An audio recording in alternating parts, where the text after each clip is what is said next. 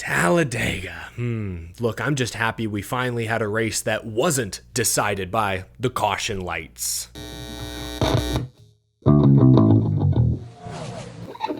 How's it going, y'all? My name is Eric. Welcome to Out of the Groove, Talladega Super Speedway. What a way to roar out of the off weekend. Heavy hitters hit hard early in this race. Several teams fumble the fuel strategy late. Kyle Larson gets to play the role of underdog for a change. And of course, a new winner has shaken up the playoff grid. Where to start? I guess we should do what we usually do and start at the finish.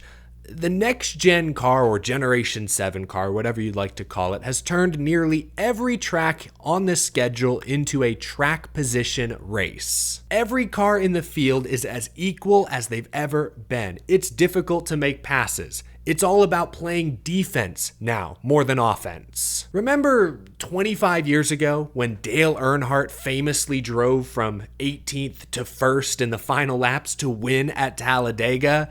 Yeah, that's not possible anymore. One, because Dale Earnhardt is no longer in the field, but two, even if Dale was in the field, the next-gen car would put him in a box. Gridlock, once again, is the word of the weekend. Talladega is as wide of a super speedway as they come, but when everyone in the pack is going 100% full throttle, pedal to the metal, it's a two-lane track. Occasionally, the far outside lane will generate some energy. We did see at the end of stage 1 today, I think it was the Hendrick cars actually that were able to make something happen up there, and Kyle Larson won the opening stage. But we saw at the very end of this race, there was no energy in that far outside lane, which meant that Hendrick teammates Kyle Larson and William Byron were effectively boxed in behind the two Ford cars. Sure, William Byron could have jumped to that third lane. He did have his teammate Alex Bowman behind him, but behind Bowman was another Ford and Zane Smith, who likely stays with Ryan Preece, and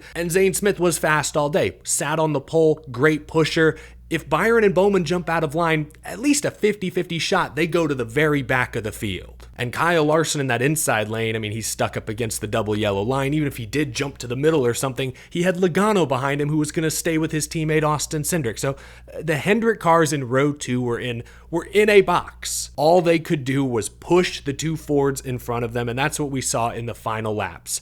Austin Cindric on the inside, Ryan Preece on the outside, jockeying side by side, taking turns, peeking their nose out front, and that's exactly how they crossed the finish. Drivers have complained for years now about how much drag the next-gen car generates. If William Byron were to jump into that far outside lane on his own, he would hit a wall of air. Drivers have said it's like opening up a parachute behind you. It's very difficult with this car at this track type to generate enough of a run that you can break through that air bubble. That is why neither William Byron nor Kyle Larson pulled out of line. Their only hope was to push their Ford out front clear, maybe both of them then get clear, and then Larson or Byron could jump in front of the other and try to use that push to get to lead. That was the only chance they had. William Byron had a slim chance at best if he tried to jump into that third lane on his own, because the only help he would have had would have been Alex Bowman, and 2 against 20, not gonna work at Talladega. It's easy to blame NASCAR for the next-gen car's shortcomings, and that's totally fair. They designed the car after all, but I do think the drivers deserve some blame as well. From 2019 to 2021, the end of the Gen 6, the Wicker Bill era at super speedways, we saw some phenomenal pack racing. Sure, some crazy blocks, some huge crashes, but what we didn't talk about was gridlock. Drivers could make moves, they could link up and generate huge runs. But after a while, some drivers complained that the runs were too much, that the closing rate was dangerous. And I believe that in part has resulted in the gridlock we now see today. Now there are no runs being generated at Daytona and Talladega. There's a sweet spot there in the middle that's very difficult to hit. Anyway, like I said at the beginning of this show, I'm just glad we finally got a super speedway finish that didn't finish under caution. There was no controversial no call. Should that have been a caution? Should they have left it green? No one got forced below the double yellow line. Knock on wood, there aren't going to be any technical failures in post-race inspection. Finally, we got a clean and mostly satisfying super speedway finish. Those have been rare this season. I tweeted earlier in the weekend, but the truck race at Atlanta, I would say, was the only other clean, satisfying super speedway finish we've seen all year. Xfinity has had huge crashes and controversy, even the Daytona duels. Why did they throw the caution with the leaders 100 yards from the start finish? Why? I'm just glad to see an organic Cup Series super speedway finish. Let's talk about the winner, Austin Cindric. It's about time Team Penske got back to victory lane. Go back to the Daytona 500. The three Team Penske cars combined to lead 125 out of 200 laps. Cindric, Logano, Blaney dominated, but none of them scored a top 5 finish. Remember, Cindric was side by side for the lead going down the backstretch when the crash broke out. Go back to our last trip to Talladega. Once again, Austin Cindric battling for the lead on the last lap, and he gets nailed. Nobody has led more laps in the next-gen car at Daytona and Talladega than Logano, Blaney, Cindric in that order. But Cindric hadn't won one of these races in over 3 years, not since the 2022 Daytona 500. All that is to say, Austin Cindric was overdue. It seemed like they employed a different strategy this time around. The last few trips to Daytona and Talladega, Austin Cindric and his Penske teammates control the race. They lead the most laps, they spend time up front. Fords get good fuel mileage, we know, but they aren't doing themselves any extra favors. They want the track position at all times, fuel savings be damned. Today, they took a slightly different approach. Before he got caught up in that crash at the end of stage 1, I noticed Ryan Blaney was hanging back, running around 30th, max saving fuel. Austin Cindric was mid-pack, not up front controlling the lanes. He was in that 15th to 20th range. Again, saving a lot more fuel, putting himself in a position to spend less time fueling on pit road and cycle to the lead once green flag pit stops concluded. And that's exactly how Cindric took the lead at the end of stage 3. They mentioned it on Fox. He was 25th in the pack when green flag pit stops began. He spent the least time fueling his car and came out with the lead. I mentioned all those laps Austin Cindric has led the past few years. He led 7 laps today. Would you believe that Ty Gibbs in a Toyota led the most laps? Would you believe that it was Kyle Larson and Bubba Wallace who won the stages? Penske did not dominate this race, but they played the strategy well and found themselves in the right position at the end and finally capitalized. So I thought that was a little interesting. Cindric and team said, no, we're not going to dominate this race, lead all the laps, lead all the stages. We're going to make sure we're there at the end, and lo and behold, finally, they get the finish I believe they deserve. So congratulations to Austin Cindric. He was 22nd in the regular season points entering this race. Remember, he did get a 50-point penalty for his actions at COTA early in the year. That dropped him a bit. He's run pretty well this year, but this win today jumps him from 22nd in the regular season points into the playoffs. He's clinched a playoff spot. A huge day for Austin Cindric that also puts additional pressure on drivers like Ryan Preece, who came up just short today, finished second. Kyle Busch, who was involved in an early accident and then sped on pit road late. Drivers who now just saw their path into the playoffs get a little bit harder. Cindric was well behind them in points, but he now vaults ahead of them, making their jobs a bit more difficult. Winning you're in. It's been a thing for over a decade now. Everyone knows the game. Everyone knows what's at stake. And you could see it on Ryan Preece's face. You'd think he'd be happier, finishing second, earning some stage points, especially considering both his teammates got knocked out early. You'd think he'd be somewhat content with a runner-up finish, but no. He knows that with Cindric winning especially, his path to the playoffs just got more difficult.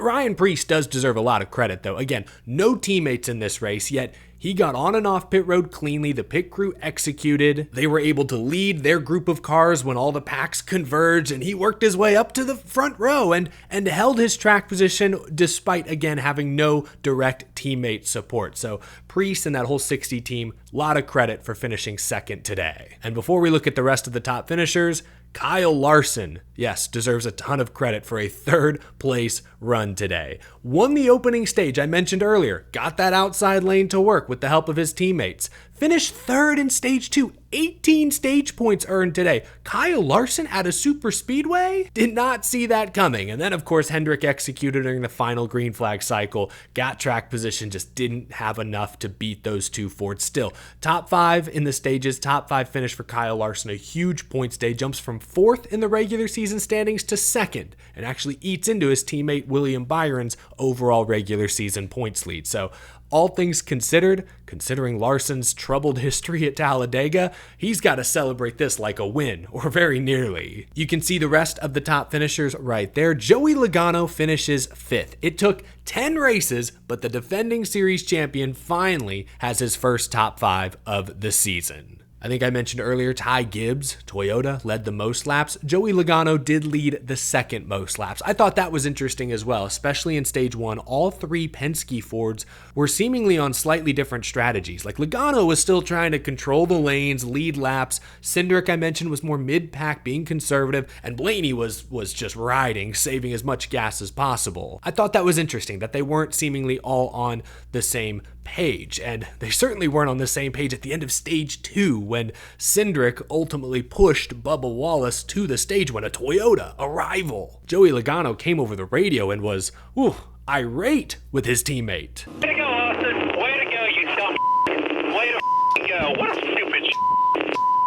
Heat of the moment, I wouldn't read too much into those comments, but I wouldn't be surprised if they had a discussion during their team meetings this week. Good run for Team Hendrick. All 4 Hendrick cars finish inside the top 10. Carson Hocevar, Spire Motorsports, had to swap out his whole helmet in the middle of the race, gets a top 10. Noah Gragson, 6th. They need any and all positive momentum the way their season has begun. Just outside the top 10, actually, Bubba Wallace gets a 10th place finish. I mentioned that he won the second stage. He earned the second most stage points today, only behind Larson. So another solid points afternoon for driver 23. You know, I mentioned how it was interesting the Penske cars didn't seem to work together too well all day. The Toyotas did. The Joe Gibbs Racing, 2311, and Legacy Motor Club Toyotas seemed to find each other all afternoon. They were on the same page in stage 3. Go hard, pit first, get in line, make good lap time, put pressure on the rest of the pack. The Toyotas were in sync. See how that worked out for them. Not very good. I think Bubba Wallace, is that the only Toyota on the list? One Toyota finished in the top 15. Now, I think they have Ross Chastain largely to thank for that. At the end of the race, when all the different packs were sort of converging after their pit stops, Ross Chastain drifted in the middle lane through a huge block on Denny Hamlin that completely shattered the Toyota's momentum. They were all stacked up, I think, behind Carson Hocevar in a Chevy. It was actually leading the Toyota line, but when Ross made that bold move, it killed their momentum, and all the Toyotas, I think, had to land around like 25th. So, thanks Ross, I guess, if you're a Toyota fan. Only 4 drivers crashed out of today's race, which is pretty remarkable by modern Talladega standards. Unfortunately, those 4 drivers were heavy favorites coming into the weekend. At the end of stage 1, green flag pit stops, Brad Keselowski gets hit by Kyle Busch. They spin, tag Alex Bowman, then hook Ryan Blaney. Huge damage on the 12. He DNFs, as does Brad. Brad Keselowski's miserable start to the 2025 season continues. He was 31st in points entering today. I believe now drops to 32nd. Hard to say what exactly happened there. It looked like maybe some of the Fords in front of them who were pulling off to go to pit, hit the brakes a little early, maybe slowed up a little quick. Looked like both Keselowski and Busch were still coming with a little more speed. I saw reports that both drivers were told well in advance, hey, you're pitting this lap. So I don't think there was a miscommunication there. I just think there was a stack up. Everyone was all over each other coming to pit road. It was the first green flag pit stop of the weekend. Maybe some folks missed their marks a bit. Just wasn't organized. You wouldn't expect the 2 veteran drivers, champions, to be the ones there, triggering the crash, but it's a chain reaction. It's a sequence of events. Either way, Ryan Blaney, innocent bystander in all this. Another driver who's had some awful luck this season. He's had so much speed, but so many DNFs.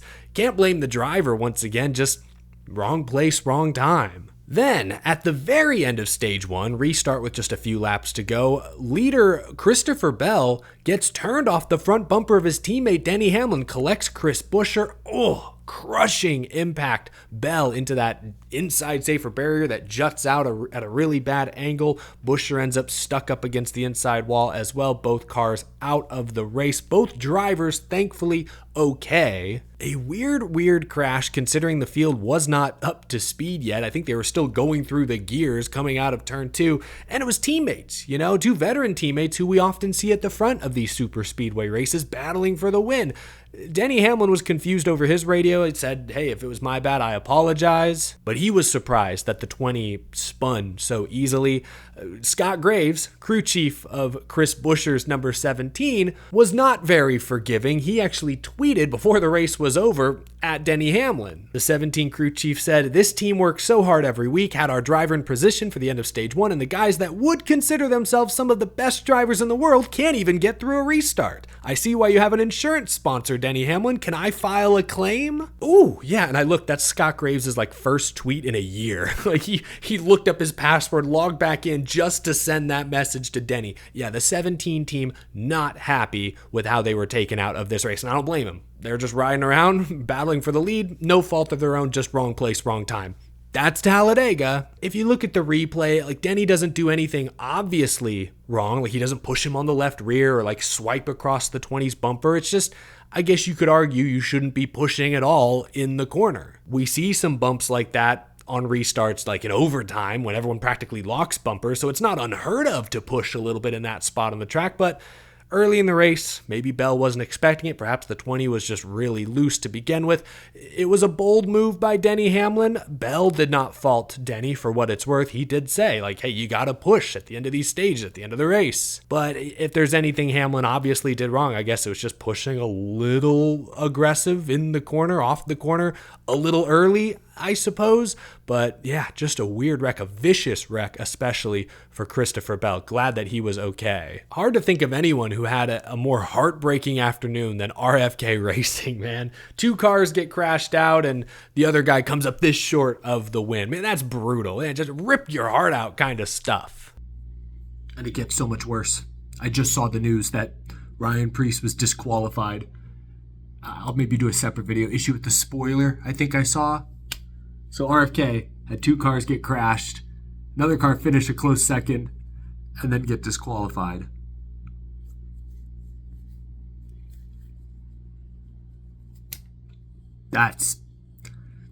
Pray for the RFK fans in your life this week. They need all the support they can get.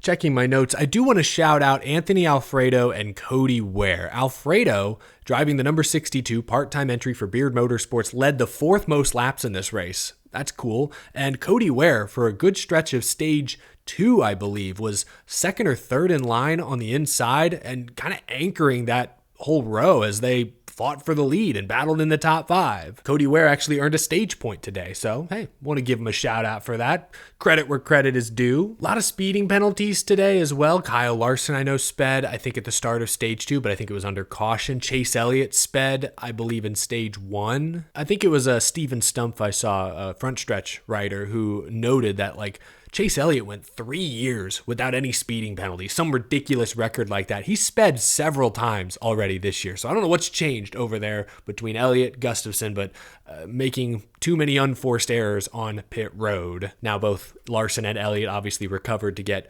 good finishes. Kyle Busch is another driver, though, who sped on pit road late and did not recover. Busch had a wild day, got caught up in that early crash, damaged the steering or the toe. I think he said the steering angle was off most of the rest of the day. They quartered a left front tire later. As a result, had to make an extra green flag pit stop. Yet despite those setbacks, was on the lead lap, inside the top 10 in the final stage, had a shot at a very respectable finish, and then made a mistake on pit road. It's always something with that team. They just cannot stay out of their own way. But other than that, I'm probably missing someone, and if I am, I apologize. I'll make up for it during my power rankings tomorrow or my standing spotlight later in the week. But for now, I guess let's talk the current state of super speedway racing just a bit more. Let's put this race on the Groovy Gauge. They tie together. The Groovy Gauge is powered by Electric E-Bikes. Head to electricebikes.com to find a ride that suits you.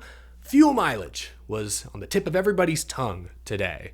Every single stage was a race to save the most fuel, spend the least amount of time on pit road, cycle to the front of the pack. And I know drivers don't like running at half throttle for huge runs. I know the fans don't love seeing the drivers sort of lay back early, but I've never really hated it all that much. To me, fuel saving today is what logging laps was in the previous generation of car. Like, throughout history, there always have been 30, 40, 50, 100 lap stretches during the race where everyone's just in a single file line. Sure, they might be going pretty much full throttle, but they're just riding. No one's making moves. No one's side by side. No one's really doing anything. At least with fuel mileage racing, the pack is 3 and 4 wide. They're side by side. It looks awesome. It's a spectacle. And more importantly, fuel mileage is something the drivers and teams can actually control. We just talked about how much of super speedway racing is usually out of the driver's control. One small mistake can wreck half the field. You can control how much fuel you saved. I just talked about how Austin Cindric won this race. They intentionally played it conservative in stage 3, ran in the middle back of the pack, and then executed on and off pit road to get track position late when it mattered most. Like, I'd rather see fuel mileage racing for 30, 40 laps, then they pit, then they race hard for 20, than I would 30, 40 laps of single file train racing where no one's doing anything, just logging laps. I would much rather see a pack saving fuel than a single file line logging laps. So I'm not going to ding this race for the fuel mileage racing, not at all, not one bit. I will ding this race, however, for gridlock and for there being so much drag that it's difficult to generate a third lane when everyone's at speed. So this was a fine modern super speedway race, not great NASCAR. Their designers, their engineers should continue looking for ways to improve this style of racing. This is not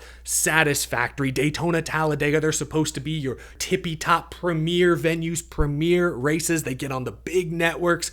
This wasn't good enough, but it also wasn't terrible. 60% on the Groovy Gauge for me. Let me know in the comment section if you agree or disagree with this score. What was your reaction to today's Talladega action? Did I mention that William Byron had a steering issue in the first half of this race at least? I don't know that I did.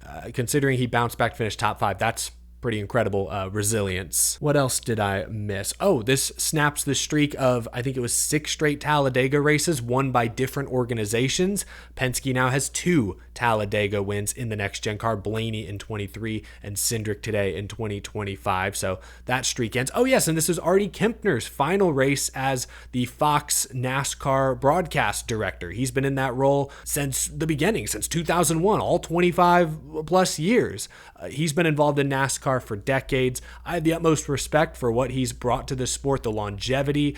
For years, Fox was, I think, my favorite of NASCAR's core broadcast partners. Prime Mike Joy, DW, Larry Mack, with Chris Myers and Jeff Hammond anchoring the pre and post race show. Those were some of my favorite years of NASCAR broadcasting. So Artie Kempner is now moving on to ESPN to work on their Monday Night Football broadcast, I believe. I think it's overdue. I'll sing Artie his praises for his work in the past, but Fox, by and large today, needs a lot of work. I'll give Fox a lot of credit today for the side-by-side green flag commercial breaks. We did not miss a single lap of green flag racing. That's awesome. But I'll also criticize Fox for cutting to commercial with 9 laps to go and not coming back until 5 to go. 5 laps to go in the race, and we're still in a commercial break. I mean, yeah, it's side by side. I can kind of see what's happening. No commentary. That's insane. I get that there weren't a ton of wrecks, they were counting on a big one to give them a chance to run a few more commercials, but like, goodness me, there's gotta be a better time for a commercial than 5 laps to go. Now, sorry, I started this with Artie Kempner. I don't think Artie determines how many commercial breaks need to be squeezed into the broadcast. I could be wrong, but I think that comes from even above him. That comes from like Fox corporate executives. Artie's just there to direct the cameras and try to tell the story on race day, so I don't think that's his fault per se. Anyway, just Fox frustrations. How many more races does Fox have this year? I think 3 or 4. They go through the All-Star race. So however many more races that is. So I guess they'll have someone new directing the cameras. It'll be interesting to see if we can, as viewers, notice a difference the next few weeks. I'll be at the track next weekend at Texas, so I probably won't be watching too much of the broadcast, at least not live, but something for fans at home to pay attention to over the next few weeks, how Fox may evolve some of their NASCAR coverage. That's all I've got. I think those are all my notes. Hit that like button if you enjoyed this video. Also subscribe if you're new to the channel and love all things NASCAR. We do race reactions every Sunday night throughout the week. We talk rumors, we talk news, interviews, so much more. Big thank you as well to my Patreon supporters for your generous support. Have a great rest of your weekend, y'all. I will see you again very, very soon. Thanks for tuning in, folks.